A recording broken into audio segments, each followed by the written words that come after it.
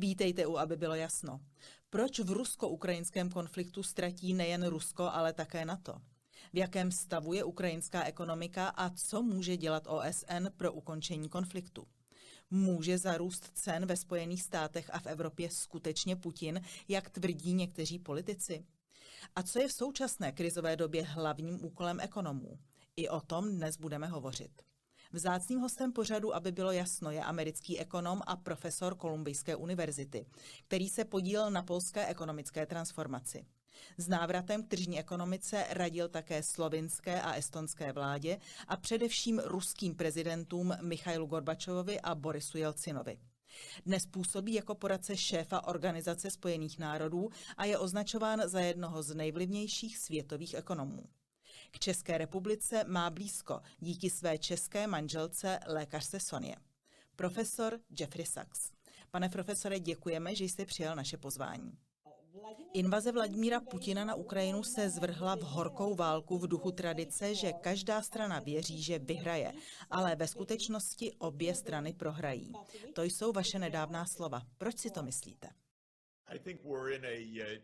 Terrible situation that is very dangerous. Lots of people getting killed, of course, tremendous destruction. But there seems to be a big misunderstanding because both sides proclaim, well, we're winning. Now, we don't really know exactly the situation, but I would say that Ukraine is certainly losing. It's losing people, it's losing sovereignty, it is facing mass destruction.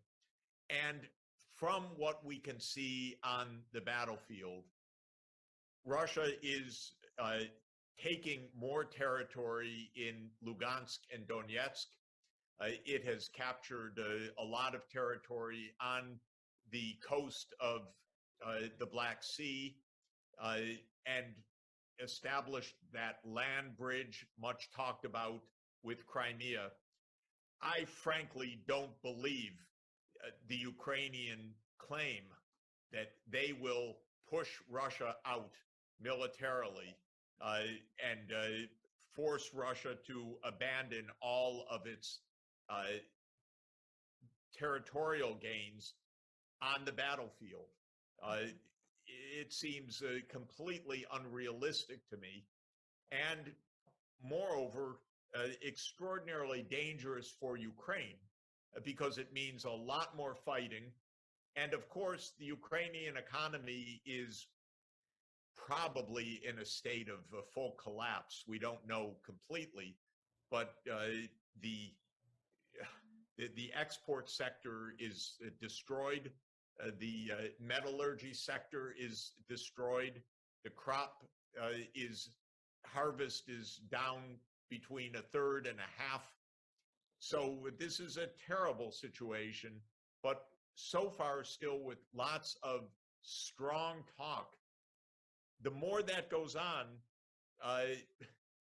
the stranger the situation, because I think it's more likely than not that Russia gains more territory, that the deaths and destruction seem sure to continue. The crisis in Europe is very bad, more generally, not like in Ukraine, but it's still, this is a sharp economic crisis, and that's true worldwide. So I don't see any end game other than getting back to the negotiating table. And that's why I keep saying that the U.S. gave bad advice, don't negotiate. The U.S. failed to discuss with Putin real issues, the most important of which was NATO enlargement to Ukraine, which if I were a Russian leader, I would also oppose. So that needed to be discussed at least. And Biden said, no, we don't discuss it. So to me, it doesn't add up what's happening right now to any kind of sound strategy. It just seems to me to be misguided and dangerous. A jak konflikt ovlivní rozvojové země, které jsou závislé na dovozu potravin a energií? The whole world economy is suffering from this, especially food-dependent poor countries. I was in Egypt recently, which buys a tremendous amount of grain from Ukraine. Bread prices have soared, but that's the staple food. And that's true in many countries in Africa, which are grain importing countries. It's true of poor people everywhere. It's also true in Europe and the United States that while it's not as desperate as in poor countries, prices have risen sharply, and this is creating a lot of distress.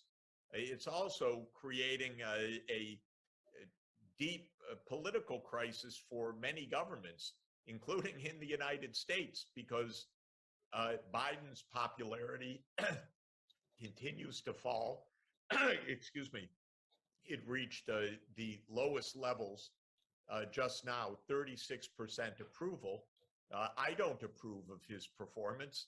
I think that he missed the chances for a peaceful outcome of this. And so, but I am basing that on policies. Many people in the United States just see prices going up and they don't like it. And that's true of a lot of governments. That's going to be true in Europe as well. We need a better strategy than just declarations of defeating Putin. That's not a strategy. It's not very realistic. By the way, not to mention, if it were realistic that Putin would be defeated by the American armaments, I'm quite sure that he would escalate. And if he were still pushed to a corner, the chance of using nuclear weapons in Ukraine would be very real. So even the idea of defeating a nuclear superpower this way strikes me as a very weird, strange idea. Is anybody thinking in my government in the US? I'm not so sure. I'm not so sure anybody's really thinking very hard.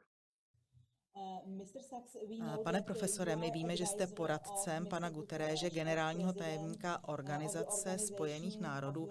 Řekněte, má OSN možnost a sílu nějak řešit konflikt mezi Ukrajinou a Ruskem? First, let me say that I'm an advisor on the Sustainable Development Goals and on the economy, not on the military or security issues.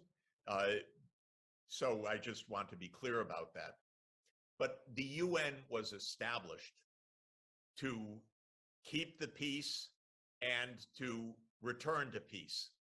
So I believe that it is the assignment of the UN Charter, especially to the UN Security Council, to meet, deliberate, and solve this problem.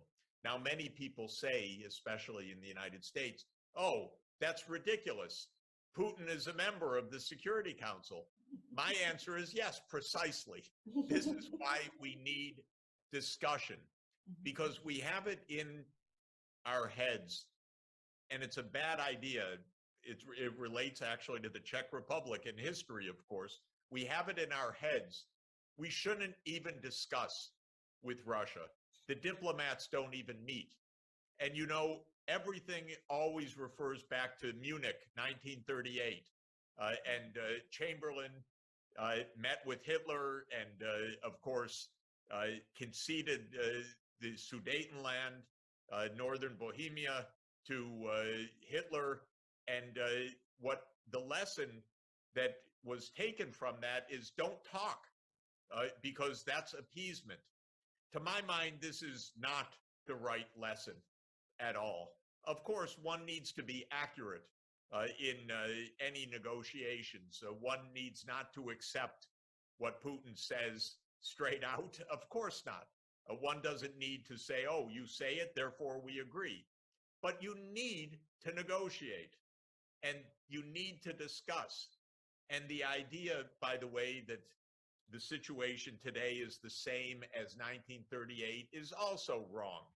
Each history has its own specifics, and each history needs to be looked at more seriously, not just a slogan to say, well, look at Munich, therefore we don't talk. Because the situation here is more complicated. The situation here really does involve a lot of U.S. intervention in the Black Sea region over the years that were provocative. Why, for example, did the United States push for NATO to expand to Georgia as well as Ukraine already back in 2008? The Russians were horrified at that idea. NATO's supposed to be a defensive alliance. Why is it moving ever eastward, already into the Black Sea with Bulgaria, Romania, and then invitation to Ukraine and invitation to Georgia, for heaven's sake? Well, I think Russia's answer was, you're trying to encircle us in the Black Sea. And if you look at a map, you can understand Russia's attitude. And if you think back to long history, like the Crimean War, back from 1853 to 1856, the West came in to try to kick Russia out of the Black Sea. It took over Sevastopol. Well, there are long memories of this. So we should not be so provocative. We should be trying to find a modus vivendi, not trying to continue to enlarge the military alliance. This is my problem, that we didn't even try constructively to find real solutions. Mohu se také zeptat na inflaci? Ve Spojených státech i v mnoha evropských zemích, včetně naší České republice, prudce rostou ceny. Mnoho politiků, včetně například i amerického prezidenta Bidena, to dává do souvislosti s válkou a o prudkém zdražování hovoří jako o Putinově inflaci. Co si o tomhle myslíte? I came into economics as a scholar 41 years ago, 42 years ago, working on the problem of stagflation. Because in the 1970s, we also had the situation not unlike today. Oil prices were soaring, and there was high inflation, there was the economic downturn, and there were a lot of similarities because we find that the underlying causes are several.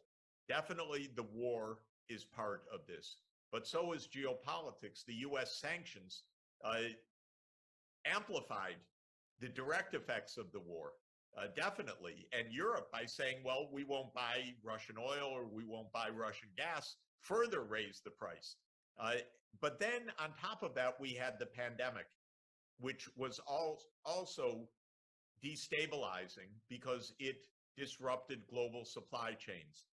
On top of that, we have the US trade war with China, because the US is hostile to China. And by the way, that trade war was not started by China, was started by the United States, because the US is afraid of China. I'm not afraid of China. I go to China all the time, but the US is afraid that China's too successful. I find this a kind of psychoanalytic neurosis, I would say, more than an economic phenomenon, because the US doesn't like to have rival countries, but China has become successful and a kind of rival. And so the US is very worried. But the point is that the US is cutting all sorts of trade relations with China, and that also exacerbates the inflation. The US put on tariffs on Chinese goods, but it also it did stop a lot of Chinese production, for example, of low-cost electronics by creating a boycott on the export from all the world of higher-end semiconductors. But then on top of all of this is the monetary policy of the last 10 years. And this is like the 1970s also. The Federal Reserve was incredibly expansionary in monetary policy. In fact, unprecedented amount of money creation after 2008 all the way till just recently. The money supply, what we call high-powered money, which is the central bank's money, went up about 6 times. This is extraordinary. If you were in an economics class, you would say, that's crazy. That's for a homework assignment. That's not for the real world. But the Fed created so much money, and for a long time, it didn't raise prices very much. And they said, oh, we can continue to print money, buy the debt of our government, and nothing's happening. What was happening was that asset prices were rising. So the money was being used to buy Bitcoin, for example. Why should something worthless like Bitcoin have such a high market price? Well, because so much money was being printed by the Fed. Also, the stock market rose sharply because people took the liquidity and bought stocks with it.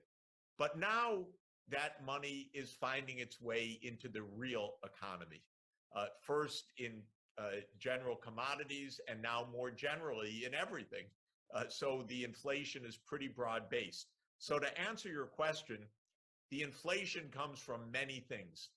It comes from the war. It comes from the sanctions. It comes from the COVID. It comes from the US trade war on China. And it comes from the central bank policies of the Fed, the European Central Bank, other central banks that were very expansionary in monetary policy and thought that they were doing it without risk of inflation, but it turned out to have long-term inflationary consequences. We had, of course, a monetarist economist mainly in earlier decades. He's no longer alive, Milton Friedman, who used to say that the effect of money increase was with long and variable lags. In other words, you increase the money supply, it doesn't immediately turn into prices, but it does with long and variable lags. And I think that that's true. So it's just like when I wrote my dissertation, incredibly, 42 years ago. It's all these factors, and I published a book exactly 40 years ago called The Economics of Worldwide Stagflation, which discussed all of these factors. And now I should come out with the second edition, I think. Pane profesore, teď se hodně mluví o tom, že během jediného desetiletí zažije svět už druhou globální recesi.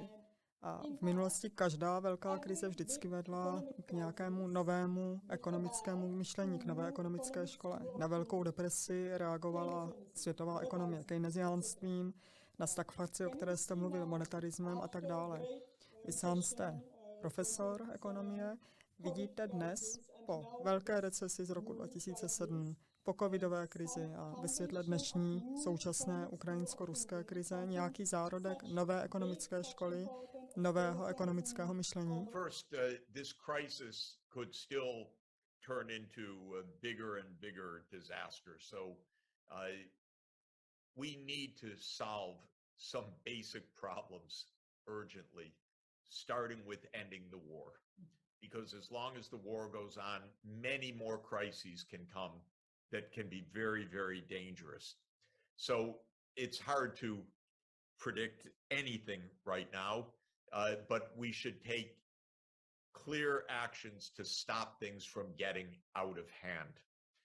We can be sure that there are some underlying deep crises that need to be addressed even after the war is over and even after this pandemic is controlled, because we have an ecological crisis that's very serious.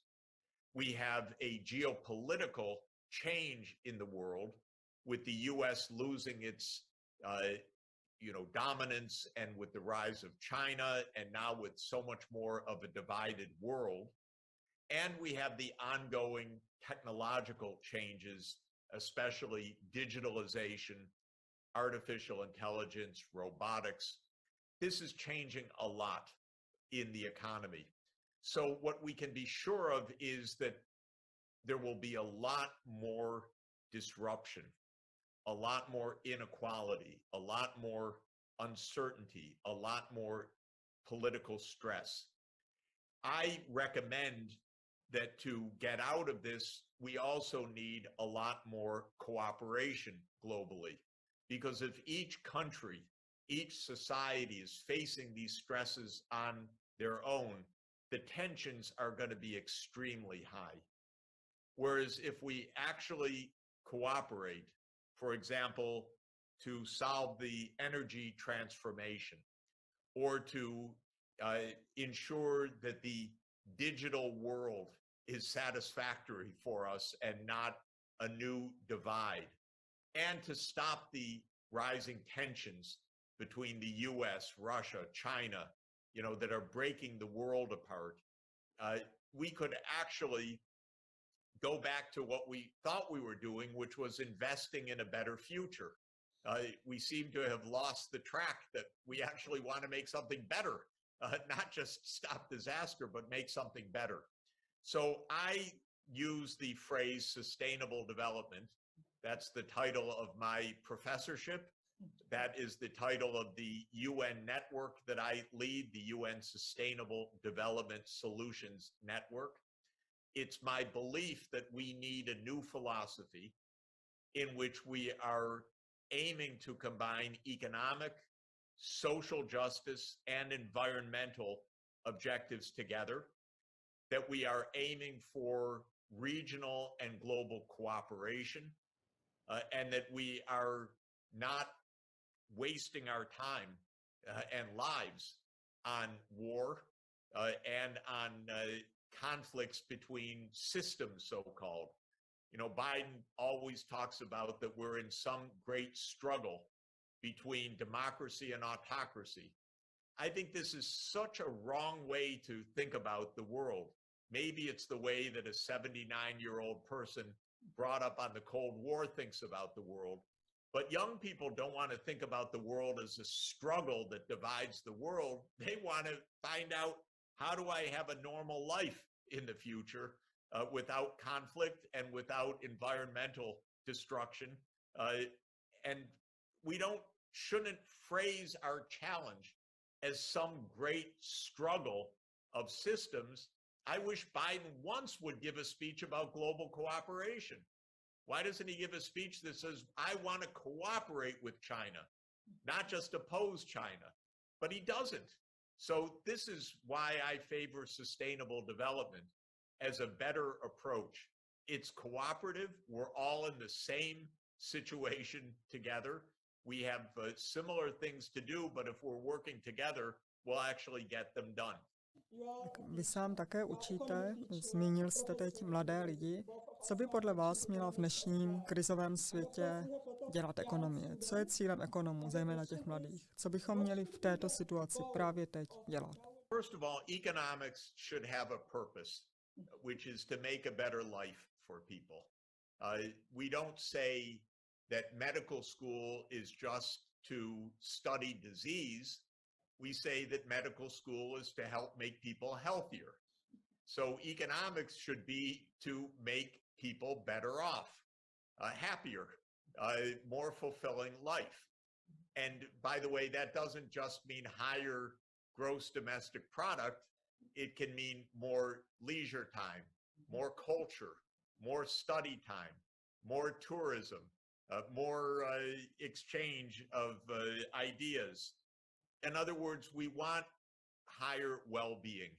So that's the first point. We want an economics of well-being. And by the way, this is how the study of politics got started by Plato and Aristotle in ancient Greece. They didn't say we just study. When Aristotle wrote the book, The Politics, which includes a good discussion of economics too, he didn't say this is just to understand, this is to make for well-being. And this is our starting point. Second, then we need our students to understand the real challenges in the world today. So our students should understand that how the world is divided between rich and poor. They should understand the ecological challenges. They should understand how technology is changing and requiring different kinds of jobs and different kinds of education for the future. And they should understand the ways that our national and our international systems, whether it's markets or government processes or civil society, have their respective roles to play in helping to achieve this betterment.